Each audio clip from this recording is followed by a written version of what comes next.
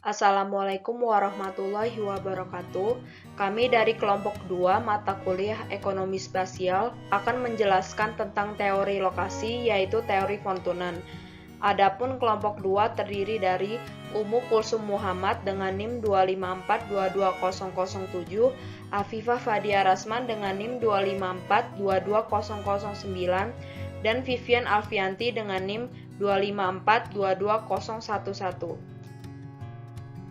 Outline pada pembahasan kali ini yaitu yang pertama pendahuluan yang berisikan teori dasar dan asumsi, yang kedua adalah economic trend yang berisikan B-trend, zona pemanfaatan lahan, dan kelemahan teori Fontunan.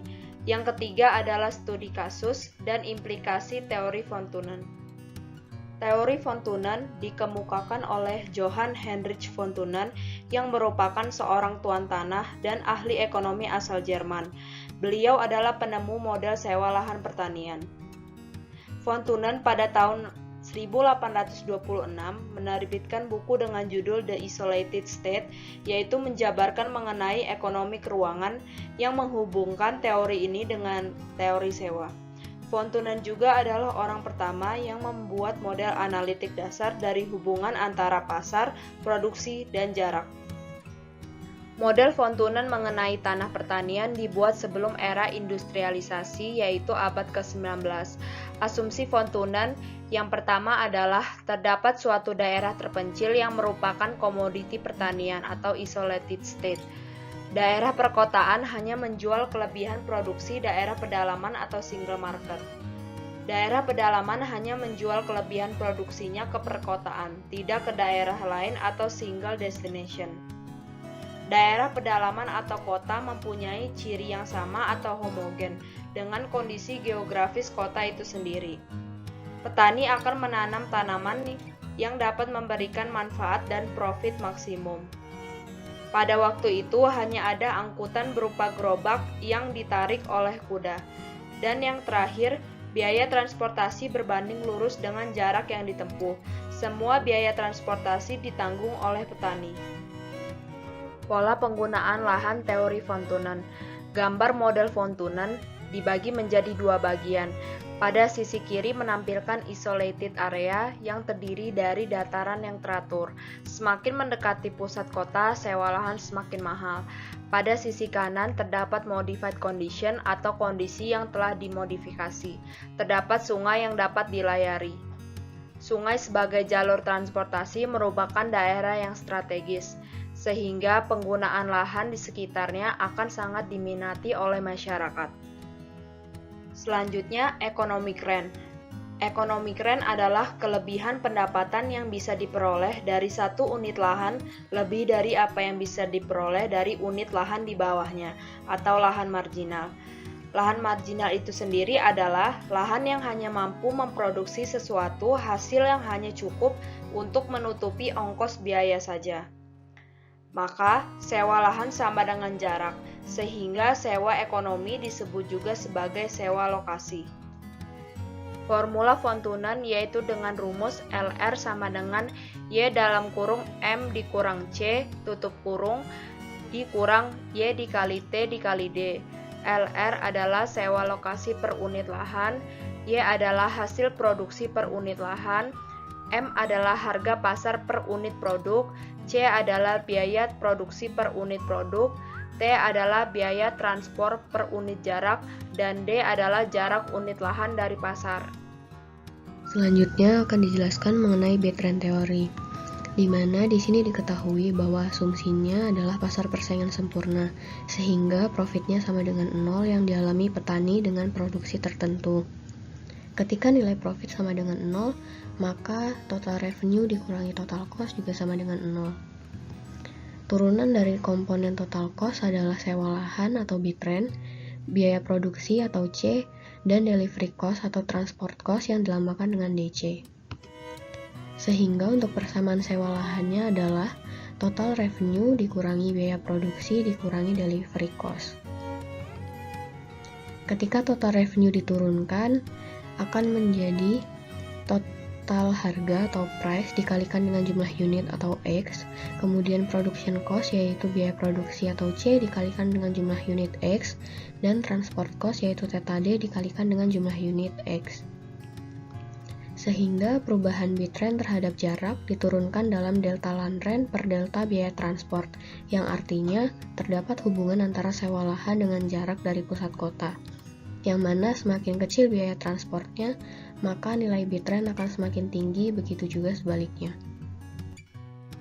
Persamaan yang sudah disampaikan sebelumnya dapat digambarkan dalam kurva bitrate, di mana dalam kurva ini ditunjukkan bahwa semakin dekat lahan dengan pusat kota atau pasar, maka nilai bitrate-nya akan semakin tinggi, dan semakin menjauhi pasar, nilai bitrate-nya akan semakin kecil dan biaya transportasinya akan semakin besar. Sehingga pada titik D1 nilai bitrate-nya adalah sama dengan 0. Berdasarkan kurva bitrate yang sudah disampaikan sebelumnya, dapat diinterpretasikan bahwa kurva bitrate tersebut untuk menggambarkan satu produk pertanian, yang artinya menggambarkan willingness to pay petani untuk setiap satuan lahan atau tanah. Karakteristik konsumsi, biaya produksi, dan transportasi berbagai produk yang berbeda akan membuat bitrate curve-nya juga akan berbeda. Pemilik lahan atau tanah akan menjual atau menyewakan tanahnya ke penawar tertinggi yaitu bitrate tertinggi. Hal tersebut akan membentuk pola pemanfaatan lahan menurut von Thunen. Sehingga terdapat beberapa faktor yang menyebabkan munculnya bitrate curve yang berbeda. Yang pertama adalah ketika setiap produk punya kurva sewa lokasi yang berbeda. Yang kedua, ketinggian atau height-nya akan tergantung kepada perbedaan harga di pasar dan biaya produksi. Dan yang ketiga, kemiringan atau slope-nya akan tergantung kepada sifat transportasi dari produk tersebut. Selanjutnya ada zona lahan von Thunen yang ditunjukkan lewat diagram cincin von Thunen, atau biasa dikenal dengan istilah model zona sepusat, di mana pertanian intensif seperti sayuran, buah, susu, dan lain-lain yang merupakan hasil pertanian yang harus didistribusi secara cepat berada di lingkaran pertama dekat dengan pusat kota. Kemudian hutan yang merupakan penghasil kayu, di mana kayu memiliki kesulitan untuk didistribusikan berada di lingkaran kedua. Berikutnya akan dijelaskan mengenai pola pemanfaatan lahan von Thunen yang dijelaskan melalui kurva berikut. Kurva ini adalah perincian dari kurva sebelumnya. Yang pertama yaitu zona produk susu dan sayuran yang paling dekat dengan pusat kota. Zona kedua yaitu kayu bakar, zona ketiga yaitu produk sereal, gandum, dan makanan pokok. Zona keempat yaitu peternakan daging, dan zona kelima yang paling jauh dari pusat kota yaitu adalah zona hutan liar. Teori von Thunen sendiri memiliki beberapa kekurangan. Yang pertama merupakan model keseimbangan yang sifatnya parsial, sehingga tidak memuat interrelasi antar variabel yang telah dikhususkan. Yang kedua, tidak memperhitungkan perbedaan luas perusahaan pertanian atau luas pasaran sehingga dapat merusak zona tata guna lahan. Yang ketiga adalah keterkaitannya pada waktu sehingga sulit dipahami jika direlevansikan untuk masa yang akan datang. Dan yang keempat, kemajuan di bidang transportasi telah menghemat banyak waktu dan uang sehingga mengurangi resiko busuk komoditi dalam perjalanan. Kekurangan nomor 5 adalah adanya berbagai bentuk pengawetan. Sama dengan yang disampaikan sebelumnya, hal ini adalah untuk memungkinkan pengiriman dalam jarak jauh tanpa resiko busuk. Yang keenam, negara industri mampu membentuk kelompok produksi sehingga tidak terpengaruh pada kota. Dan yang ketujuh, antara produksi dan konsumsi telah terbentuk usaha bersama yang menyangkut pemasaran, sehingga tidak selalu memanfaatkan jasa kota dalam pemasarannya. Pada bagian ini akan dijelaskan mengenai implikasi teori von Thunen dalam dunia nyata. Kali ini studi kasus yang diambil adalah kawasan perbatasan Pulau Sebatik. Pulau Sebatik merupakan salah satu pulau terluar negara Indonesia yang terletak di Provinsi Kalimantan Timur. Pulau Sebatik menjadi pintu gerbang Indonesia di wilayah Kalimantan karena berbatasan langsung dengan negara Malaysia. Pulau Sebatik dimiliki oleh dua negara, yaitu Indonesia dan Malaysia. Secara administrasi, Pulau Sebatik terbagi atas 5 kecamatan, yaitu Kecamatan Sebatik, Kecamatan Sebatik Tengah, Kecamatan Sebatik Timur, Kecamatan Sebatik Utara, dan Kecamatan Sebatik Barat. Perekonomian masyarakat di Pulau Sebatik bertumpu pada sektor pertanian, perkebunan, jasa, dan perikanan. Lahan pertanian di Pulau Sebatik terbagi atas 2, yaitu pertanian lahan basah dan pertanian lahan kering. Untuk sektor perkebunan terbagi atas beberapa komoditi, yaitu sayuran berupa cabai rawit, cabai besar dan pete, buah berupa durian, jeruk siam, pepaya, pisang, dan salak, biofarma berupa jahe, kencur, kunyit, dan laos, serta palawija berupa kakao, kelapa, dan cengkeh. Jasa sektor transportasi yaitu angkutan penyeberangan sungai, melayani masyarakat yang ingin menyeberang dan juga mengangkut barang ke kota seberang. Untuk sektor perikanan terbagi atas perikanan tangkap dan perikanan budidaya. Teori Fontunen menitikberatkan pada 2 hal utama tentang pola keruangan pertanian, yaitu pada jarak pertanian ke pasar serta sifat produk pertanian.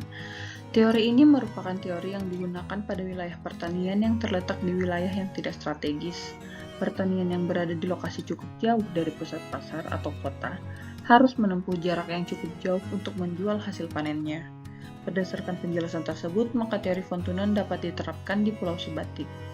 Secara ekonomi, masyarakat Sebatik sangat bergantung kepada Malaysia, khususnya kota Tawau. Letak Sebatik yang secara geografis terpisah menyebabkan interaksi masyarakat Pulau Sebatik terbatas, di mana masyarakat Pulau Sebatik menjual atau membeli kebutuhan sehari-hari ke kota Tawau, Malaysia. Dikarenakan harga kebutuhan lebih murah, kualitas barang bagus, dan aksesibilitas serta transportasi yang mudah dan murah.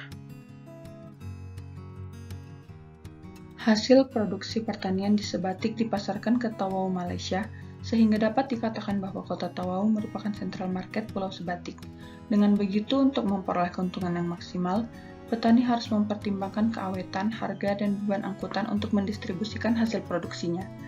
Sewa lahan di Pulau Sebatik ditentukan dengan jarak dari pusat kota dan aksesibilitas seperti model Modified Conditions teori Fontunen, di mana terdapat sungai sebagai aksesibilitas.